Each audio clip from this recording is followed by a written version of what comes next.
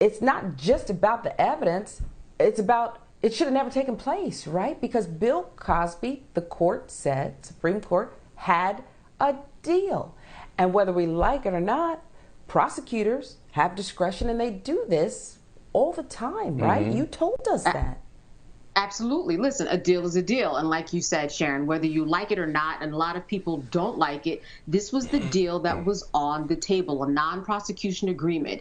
We are not going to prosecute you if you give a deposition for the civil case, right? So the civil case, you just give up money. Criminal case, you go behind bars. We won't even threaten you with going behind bars. Give us your deposition for the civil case. You'll be okay. No one will ever hear of it. Well, that didn't happen. And this is why the Pennsylvania Supreme Court said, wait a minute, this was a deal, even though it wasn't written out the way that it should have been written, it was a deal that was broken. So because of this, this should have never happened in terms of the trial. None of it should have even taken place. And in fact, he had a Fifth Amendment right to, to not self-incriminate himself. And because of this, all the information was revealed, and he was not able to hold his Fifth Amendment right. That privilege was taken away. So that's what went on here. A deal is a deal, as you said, Sharon. A deal is a deal.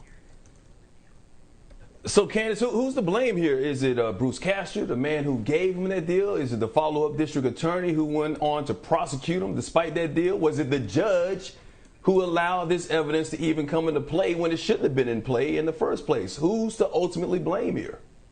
Ultimately, you've got Bruce Castor. He was the one who put this deal in place, which is a strange deal. There aren't people who come through the justice system and get this deal offered to them because, number one, he did the deal. Number two, he didn't do it properly in terms of putting it in writing, putting it in a place where somebody could see it and follow it. But of course, as you said, the next DA that came along didn't do his due diligence to figure out what was going on and went ahead and moved on in spite of what he probably knew. Because Bruce Castor did in fact say, actually, this was the deal that was on the table, even though it wasn't in writing.